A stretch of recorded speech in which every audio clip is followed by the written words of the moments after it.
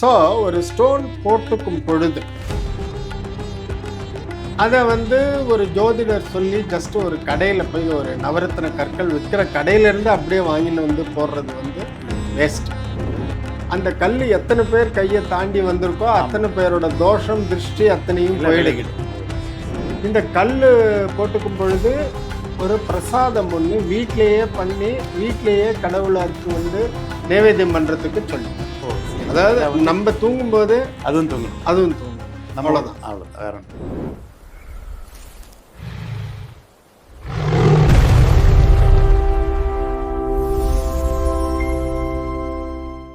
G, இப்போ கல்லை பற்றி டீட்டெயில் நல்லா சொல்லிட்டீங்க.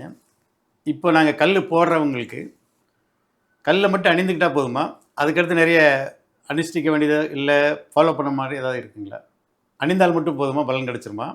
வேறு ஏதாவது அதனுடைய தொடர்ச்சியாக நாங்கள் ஏதாவது அதுக்கான பூஜை முறைகள் இல்லை வழிமுறைகள் எந்தெந்த இடத்துல நீக்கணும் விளக்கணும்னு இருக்கு இல்லைங்களா? எல்லா இடத்துக்கும் போட்டு போகக்கூடாதுன்ற அந்த மாதிரி விஷயங்கள். ஓகே. ஃபஸ்ட்டு கேள்வி, ஒரு கல் எப்படியாகப்பட்ட பவர்ஃபுல் ஜோசியர் சொல்லி அவர் சொன்ன அளவு அவர் சொன்னதை எல்லாத்தையுமே போட்டுண்டால் பத்தாது. பத்தாது.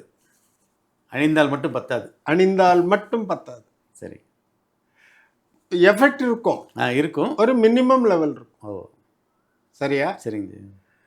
அந்த ஸ்டோன் போட்டுக்கும் பொழுது ஒன்றுமே இல்லாமல் அந்த ஸ்டோன் போட்டுக்கிறதுனால அந்த ஒரு ஜர்க்கி எஃபெக்ட் இருக்கும். அப்பையிலேருந்து ஆரம்பிச்சிடும். அது நல்ல பலன் கண்டிப்பாக இருக்கும். ஆனால் அந்த பலன் அதே லெவலுக்கு இன்னும் வளர்ந்து வளர்ந்து வளர்ந்து வளர்ந்து வரணும் அப்படின்னா அவரோட ஃபர்ஸ்ட் ஆஃப் ஆல் மைண்டோட சிங்கனைஸ் ஆகணும். ஏன்னா இது எல்லாமே உணர்ச்சிகளை பற்றினதுன்னு நான் சொல்லிட்டேங்க. அதனால ஃபர்ஸ்ட் ஆஃப் ஆல் அந்த மென்டல் அக்செப்டன்ஸ் வரணும். ஆமாம், அதை கொடுக்குற வேகத்தில் கிரகிக்கணும் அந்த சக்தியை. அந்த கிரகிச்ச சக்தியை நம்ம வாழ்க்கையோட பதப்படுத்தி வெளிப்படுத்தணும். ரைட் இல்லையா? வாங்கணும். ஆமாம், அதை பதப்படுத்தி அப்புறம் வெளிப்படுத்தணும். ஜி, இப்போ போட்டுட்டோம் எல்லாம் சரியாயிடும் உட்காரக்கூடாது. இது வாழ்க்கை முறையில் நான் சொல்லலை. நீ போட்டால் டெய்லி ஆஃபீஸில் போய் 10 முறை உட்காரணும், 10 மணி நேரம் உட்காரணும், உழைக்கணும், பேசணும், அந்த மாதிரி கிடையாது. நான் சொல்லப்போவது அனைத்துமே சாஸ்திரோத்தமாக, சம்பிரதாயமாக, மந்திர தந்திர யந்திர உபாயங்கள் மூலமாக. ரைட். ஸோ ஒரு ஸ்டோன் போட்டுக்கும் பொழுது அதை ஒரு ஜோதிடர் சொல்லி ஜஸ்ட் ஒரு கடையில் போய் ஒரு நவரத்ன கற்கள் விற்கிற கடையிலேருந்து அப்படியே வாங்கின்னு போடுறது வேஸ்ட். மற்ற மோதிரம் மாதிரி போடக்கூடாது. இந்த ஜோதிட ஆலோசனைகளை வாங்குற மோதிரம் முறைகள் இருக்குது அணியறதுக்கு. ஆமாம், அதாவது நான் என்ன சொல்ல வரேன், இப்போது இந்த நவரத்ன கல்லை வியாபார ரீதியாக வாங்கி விற்கக்கூடிய ஒரு கல் வியாபாரிகிட்ட போய் போட்டோம்னாக்கா அவருக்கு இந்த கல்லை எப்படி ட்ரீட் பண்ணணும், என்ன பூஜைகள் பண்ணணும், என்ன மந்திரம் பண்ணணும், அது தெரியுமா தெரியாதா? எனக்கு தெரியாது. சரி புரிஞ்சுது. ஸோ நான் சொல்வது, ஒரு ஜோதிடர் இந்த மாதிரி கல்லை போடணும் அப்படின்னாக்கா அவரே அந்த கல்லையும் பூஜை பண்ணி கொடுத்தாருனாக்கா சால சிறந்த இன்னும் புண்ணியம். ரைட். அப்போ அவர் என்ன பண்ணுவார், அந்த கல்லில் இருக்கக்கூடிய நெகட்டிவிட்டியை எடுத்துருவார். அதாவது அந்த மோதிரமாக அணிவதற்கு முன்னாடியே, அந்த மோதிரம் பண்ணுறதுக்கு முன்னாடி, கல் வாங்கும்போது அந்த ஒருத்தர் கல் முடிவு பண்ண வாட்டி அவரோட அந்த கல்லை எடுத்து அந்த தேவதை கிட்ட வச்சு இஷ்ட தெய்வம், குலதெய்வம், ஸ்தல தெய்வம் எல்லாத்துக்கும் பிரார்த்தனை பண்ணிட்டு அந்த கிரகம் சம்பந்தப்பட்ட தேவதைக்கு சங்கல்பம் எடுத்து இந்த நாம நட்சத்திரம் இருக்கக்கூடிய இந்த ஆத்மாவுக்கு இந்த பர்பஸ்க்காக இந்த கல்லு வேலை செய்யணும் அப்படின்னு சங்கல்பம், வேண்டுதல், பிரேயர் பண்ணிட்டு அதற்கான பூஜை புனஸ்காரங்கள்லாம் செய்யும் பொழுது அந்த கல் எத்தனை பேர் கையை தாண்டி வந்திருக்கோ அத்தனை பேரோட தோஷம் திருஷ்டி அத்தனையும் போயிடும். அதுக்கு தான் அந்த பூஜை பண்றீங்க? ஆமாம். ஸோ அந்த கல்லை பவித்திரம் சுத்தமாக்கிடுறோம். சரி, சரியா? அதற்கும் அப்புறமாக அந்த கல்லை நம்ம ஒர்க் ஷாப்புக்கு அனுப்புகிறோம், பட்டறை கொடுக்குறோம். அப்போ அந்த உலோகத்தை நெருப்பில் போட்டு சூடு பண்ணி தேய்ச்சி அடித்து உதைச்சி அதுக்கப்புறம் வந்து அதில் அந்த மோல் பண்ணுறாங்க, கல்லை Mix வச்சு பண்றாங்க. தர்றாங்க. ஸோ இவ்வளவு ட்ரீட்மெண்ட் ஹீட் ட்ரீட்மெண்ட் எல்லாம் பண்ணி திரும்ப வந்ததுனால அந்த கல்லுங்கிற ஸ்டேட்டஸ்ல இருந்து அது ஆபரணமாக மாறுது. ரைட். அந்த கல் வந்து ஒரு உலோகத்தோட சேர்ந்தது. சேர்ந்துருச்சு. ஸோ அந்த யூனிட்டியை வந்து பலப்படுத்துறதுக்காக அதற்கு வந்து பூஜைகள் இருக்கு. அதுக்கு முதல்ல வாங்கின பிறகு ஒரு பூஜை பண்ணும். பட்டறையிலேருந்து வந்து என் கைக்கு வந்துருதுன்னா அதுக்கு வந்து சில பூஜை புனஸ்காரம் இருக்கு. அந்த மோதிரத்தை சாட்சியா வச்சு நம்ம கயிறு ரெடி பண்றோம். மோதிரம் ஒரு இது, அதுக்காக கயிறு பண்ணணும். கயிறு பண்ணணும். ஏன்னாக்கா இப்ப நாங்க ஜபிக்கக்கூடிய அத்தனையோ மந்திரங்களையும் உங்களால ஜபிக்க முடியாது. உங்களாலன்னா உங்களால இல்ல, வாங்குறியா இல்ல எல்லாரும் யாராலையுமே. ஏன்னா அவங்களுக்கு அந்த அளவுக்கு நேரம் இருக்காது. ஆமா, படிச்சிருக்க மாட்டாங்க, புரியாம இருக்கும். இதெல்லாம் எதுக்கு அவங்களுக்கு? நம்மளுக்கு வந்து கையில மாத்திரையா கிடைக்கிறது நம்ம உள்ள போட்டுறோம். நம்ம எல்லாருமே லேப்ல போயிட்டு அந்த மாத்திரையெல்லாம் ஆராய்ச்சி பண்றோமா இல்ல பண்ண முடியுமா? கிடையாது. அந்த மாதிரி இதை வந்து யாரையும் குறைத்து மதிப்பிடுறது. ஆமா. ஸோ அந்த ஆபரணமாக பண்ணதுக்கு அப்புறமாக அதை பேஸ் பண்ணி அதை மையப்படுத்தி ஒரு கயிறு, நூல் கயிறு ஒன்று பண்றோம். அதற்கான சில ஸ்லோகங்கள், உங்க வேலையை நாங்க குறைச்சிருவோம் அது சொல்லி இவ்வளவு ஆவர்த்தி வந்துருதுன்னு சொல்லிட்டு ஒரு முடிச்சு அந்த மாதிரி போட்டு அந்த கயத்தை ரெடி பண்ணுவோம். அப்புறம் ஒரு நாள் சொல்லி அந்த யார் போட்டுக்கணுமோ அவங்கள வர சொல்லி, ஆண்களாக இருந்தால் எங்க கையால நாங்களே போட்டு அணிந்து கொடுக்கணும். பெண்களாக இருந்தால், திருமணமானவர்களாக இருந்தால் அவங்களுடைய கணவன் கையில விட்டு போட சொல்லணும். அவங்கள போட சொல்லு. ரைட். சின்ன பெண்களா இருந்தா அம்மா விட்டா அப்பா விட்டா போட சொல்லு. இது எங்களுடைய ஒரு முறை. பூஜை பண்ணி அந்த முறையை வந்து அவங்க கையில கொடுத்து அவங்கள அணிவிக்க சொல்றது. அது பெண்களாக. ஆண்கள்னா நாங்களே போட்டு விட்டுருவோம். அதுக்கப்புறமாக அந்த கயிறை கட்டி விட்டுருவோம். அதுக்கப்புறமாக அவங்களுக்கு ரெஸ்ட்ரிக்ஷன் போட்டுருவோம். அதுதான் கேட்க வந்து அந்த கயிறு வந்து அவ்வளோ எனர்ஜி டக்குன்னு உடம்புல இறங்கும். சரிங்க. அதுல இருந்து கயிறு கட்டினதுல இருந்து 72 மணி நேரம் அவங்க புலால் உணவு உண்ணக்கூடாது. புலால் எதுவுமே மீன் சைவம்பா அந்த இதுவே கிடையாது. அந்த உயிரோட துடிக்கக்கூடிய எதையுமே சாப்பிடக்கூடாது. ஒரே வார்த்தை. முட்டையும் சாப்பிடக்கூடாது. ஆல்கஹால், இந்த மது அருந்த, புகைக்க கூடாது. எதுவுமே பண்ணக்கூடாது. எதுவுமே பண்ணக்கூடாது. உடம்பு எனர்ஜியை குறைச்சிருங்களா ஜி? இது வந்து எனர்ஜியை குறைக்கிறதுனால அவாய்ட் பண்ண சொல்லியிருக்கேன். எனர்ஜியை குறைக்காது. கயத்தோட எனர்ஜி எல்லாம் எதாலையும் குறைக்க முடியாது. அக்செப்ட் பண்ண முடியாது ஜி. இப்போ ஒரு சாயத்துளி, ஏதோ ஒரு கலர், நம்ம வந்து அதை தண்ணியில கரைக்கிறோம். அப்போ அந்த தண்ணி வந்து தூசி தும்பட்ட எந்த கலரும் இல்லாம இருக்கும் பொழுதுதான் நம்ம போடக்கூடிய கலர் கரெக்டா தெரியும். ஏற்கனவே அழுக்கா இருந்தா தெரியாது. ஏற்கனவே அது வந்து ரொம்ப அழுக்கா இருந்ததுன்னா அது எஃபெக்ட் தெரியாது. எஃபெக்ட் கம்மியாயிடும், வேற மாதிரி ஆயிடும். ஆமா, அது என்ன ஆகும்னு தெரியாது. அதேதான், அதே கான்செப்ட். ரத்தம் சுத்தமாக இருக்க வேண்டும். ரத்தம் உயிர்ப்போடு இருக்க வேண்டும். இது ஏற்கனவே ஆல்கஹால்ல மங்கி இருக்கக்கூடாது. இல்லை மங்கி இல்லை, வேற ஒரு இறந்த உயிரியத்தானே இவங்க புலால்னு சாப்பிட்றாங்க. அதை பற்றி ஏற்கனவே ஒரு தடவை சொல்லியிருக்கோம். இருந்தாலும் இப்போ அந்த மோதிரம் அதுவும் அந்த கயிறு கட்டும் பொழுது அந்த மாதிரிலாம் இல்லாமல் ரத்தம் வந்து சுத்தமாக இருக்கணும். அப்போதான் அந்த எனர்ஜி இறங்கும். ஓகே. அதுக்கப்புறமாக அவங்க மோதிரம் அணிந்து கொள்பவர்கள் சொல்ல வேண்டிய ஸ்லோகம் அது சொல்லி தருவோம். அதை மந்திரோபதேசம் பண்ணி தருவோம். அதை வந்து எழுத்தால் எழுதி தருவோம், வாயால் சொல்லி தருவோம். இப்போ மாடர்ன் டேஸ்ல வாய்ஸ் ரெக்கார்டிங்கே கொடுத்துட்றது. சரி, அவங்களும் மறக்காம கேட்டுட்டே இருப்பாங்க. ஆமா, அதை ரிப்பீட் மோட்ல போட்டு ஃபர்ஸ்ட். பட் வந்து அது நானே சொல்லி அந்த ஃபோன்ல கேட்டுட்டா அவங்க சொல்லாம இருக்கக்கூடாது. அவங்க சொல்லி பழகணும். அதெல்லாம் ஒரு எய்டு, அவ்வளவுதான். அது ஒரு எய்டு தான். ஆமா. ஸோ உச்சரிப்பு சரியா வரணுங்கிறதுக்காக நீங்களே உச்சரிப்பு சரியா வரணுங்கிறதுக்கு அந்த வார்த்தையுடைய உச்சரிப்பு தப்பா பண்ணிடக்கூடாது. எழுதினா கொஞ்சம் ஆமா, கரெக்டா அதாவது வராதுங்கிறது. தமிழ்ல வந்து ம், ம். ப, ப ஆ, இதுக்கெல்லாம் வித்தியாசம் எழுத்துல கொண்டு வர முடியாது கொண்டு வர முடியாது. கரெக்ட். இல்லையா? அப்ப நீங்க சொல்றது வந்து சான்ஸ்கிரிட் சமஸ்கிருதம். சமஸ்கிருதத்தோட மந்திரம் தான். ஆமா, சமஸ்கிருத மந்திரம் தான். ரைட். அதை நம்ம எழுதி தரும்பொழுது ம். அதை இங்கிலீஷோ தமிழோ எந்த லாங்குவேஜ் வேணுமோ அதில் எழுதி கொடுத்தாலும் அவங்களால கரெக்டாக உச்சரிக்க முடியாதனால நீங்கள் வாய்ஸ் ரெக்கார்டும் கொடுக்குறீங்க. வாய்ஸ் ரெக்கார்டிங்கும் பண்ணி கொடுத்துட்றது. ப்ராக்டிக்கல் பண்ணிக்கிட்டோம். ஆமா. ரெண்டையும் பண்ண. ஆமாம், அதை வந்து சில பேருக்கு வந்து 32 தடவை சொல்லணும் பெர் டே, ஒரு per நாளைக்கு. day.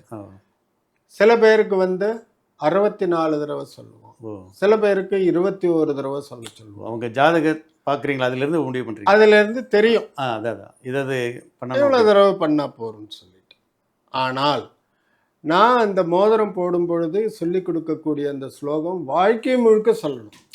It is not pertaining to a particular period. அப்படி கிடையாது. ஒரு தடவை உபதேசம் வாங்கிட்டு அந்த உபதேசம் வச்சுக்கிட்டே இருக்கலாம், ரெகுலராக சொல்லணும். சொல்லணும். இவங்க நித்தியானுஷ்டம் அவங்களுக்கு அது. நித்தியானுஷ்டம். இப்போ குளிச்சு பூஜைக்கு போனோடனே அந்த மந்திரம் சொல்லணும் இல்லைங்களா, இல்லை எப்போனாலும் சொல்லலாம்? அதாவது ஆரம்ப காலத்துல அந்த ஒரு பிராக்டிஸ் வேணும். பூஜை ரூம் போகும்போது ஒரு டிசிப்ளின், ஒழுக்கம். அதான். அதற்காக காலையில எழுந்து குளித்து விட்டு பூஜை அறையில் சென்று அந்த மந்திரத்தை சொல்லிட்டு பேப்பரை கையில வச்சுட்டு கூட படிக்கலாம். படிச்சுட்டு அணிஞ்சுக்கணும். இப்போ இது எப்போ அணிஞ்சே இருக்கணுமா இல்லை எப்படி? இந்த மோதிரம் வந்து காலையில் குளித்துவிட்டு அணிந்து கொள்ள வேண்டிய மோதிரம். நைட்டு வந்து நம்ம தூங்க போகும்பொழுது கட்டி வச்சு நாங்கள் ஒரு பாக்ஸ் தருவோம். சரிங்க, அதுலேயே போட்டு வச்சுக்கணும். அதில் தான் போட்டு வச்சுக்கணும். அதோட பெட் அது. சரி சரி. நம்ம தூங்கும் பொழுது அந்த கல்லும் தூங்கும். அப்படியே பாக்ஸில் வச்சுருவீங்க. பாக்ஸில் வச்சுக்கணும். அதை எங்க வேணாலும் வைக்கலாம். பாக்ஸ் படுக்கை அறையில வச்சுக்கலாம், தலையணி பக்கத்துல வச்சுக்கலாம். முதல்ல கவர் ஆயிரணும், அவ்வளவுதான். ஓப்பனா வைக்க கூடாதுங்கிறீங்க. டேபிள் வைக்கிறோம் இல்லைங்களா, பாக்ஸ்ல வச்சு வைக்கணும். அதுக்கு வந்து ரொம்ப மரியாதை கொடுக்கணும். அதாவது கான்செப்சுவலி பாத்தீங்கன்னா அந்த கல்லு வந்து நமக்கு கூடயே இருந்து நம்மள வழிகாட்டும், ஆபத்திலிருந்து காப்பாற்றும், அதிர்ஷ்டங்களை ஜாஸ்தி பண்ணும், நமக்கு எனர்ஜி கம்மியாகும் பொழுது எனர்ஜியை கொடுக்கும், பிரபஞ்சத்துல இருந்து பாசிட்டிவ் எனர்ஜியை வர வச்சு இவ்வளவு வேலை பண்ணுறது. அதற்கான மரியாதையை கொடுக்கணும். கண்டிப்பா மோதிரம் தானே நினைச்சு பண்ணக்கூடாது. ஆமா ஆமா, சும்மா அப்படியே கைட்டு எங்கேயோ டேபிள்ல வச்சுட்டா அதுக்கப்புறம் நான் இங்க வச்சேனே அங்க தேடிட்டு குழந்தைங்க விளையாடுறது, வீட்டுல உள்ளவங்க வரணும். அதுவும் பர்டிகுலர்லி ஒருத்தருக்காக போட்ட மோதிரத்தை இன்னொருத்தங்க கட்டி கொடுத்து அதை இவன் போட்டு பாக்குறது அதே தப்புங்க. நான் ஏற்கனவே சொல்லியிருக்கேன், திருமணம் அதுதான் அவ்வளவுதான், உனக்குன்னு கொடுத்து நீ வச்சுக்கோ, அவ்வளவுதான். இந்த உதாரணத்துக்கு அப்புறம் வந்து அதை கைட்டு இன்னொருத்தங்க கையில கொடுக்கலாமா? கொடுக்க முடியாது, கூடாது. ஸோ அது வந்து அப்படியே தான் அவங்க மெயின்டைன் பண்ணணும். ஸோ நீங்க கேட்ட கேள்விக்கு பதில், அந்த ஜோதிடர் இடம் போய் கேட்ட அந்த கல் எந்த ட்ரீட்மெண்ட்டும் பண்ணாத நேச்சுரலான கல். அதுக்கப்புறமாக அந்த மணிக்கட்டில் கட்டிக்கொள்ள வேண்டிய அந்த கயிறு. அப்புறம் அந்த 72 மணி நேரம் அவங்க வந்து எக்ஸ்ட்ராடினரியா எதுவும் பண்ணாம சுத்தமாக அவங்க உடம்பையும் மனசையும் வச்சுக்க வேண்டியது. அப்புறம் டெய்லி ஸ்லோகம்.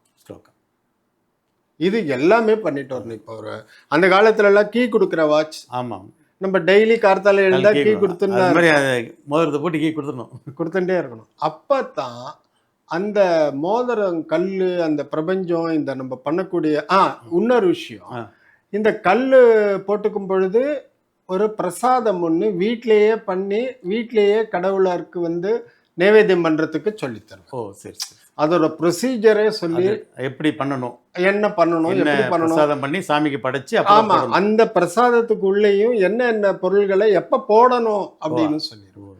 சில பிரசாதத்துக்கு வந்து உப்பு தான் கடைசியா போடணும். உப்பு போட்டா அதுக்கப்புறம் வேற எதுவுமே போடக்கூடாது. அதை டேஸ்ட் பண்ணி பார்க்க கூடாது. சில விஷயங்களை வந்து அடுப்புல இருந்து இறக்கி வச்சு கீழே தான் வச்சு உப்பு போடணும். ஒன்னொன்னுக்கு ஒரு முறை இருக்கு. ஓகேவா?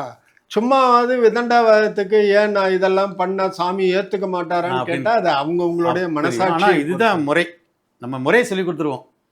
இந்த முறைப்படி ஃபாலோ பண்ணால் அவங்களுக்கு அதனுடைய பலன் முழு பலன் நல்லா கிடைக்கும். ஆமாம், அதுதாங்க. ஸோ இது அத்தனையுமே ஒரு செட்டு. இந்த பேக்கேஜ் அப்படியே ஃபாலோ பண்ணுவாங்க. ஆமாம், பண்ணால் அவங்களுக்கு அந்த ஆமாம். பேக்கேஜிங்கிறது வந்து மாடர்ன் வேர்டு, பியூட்டிஃபுல் வேர்டு.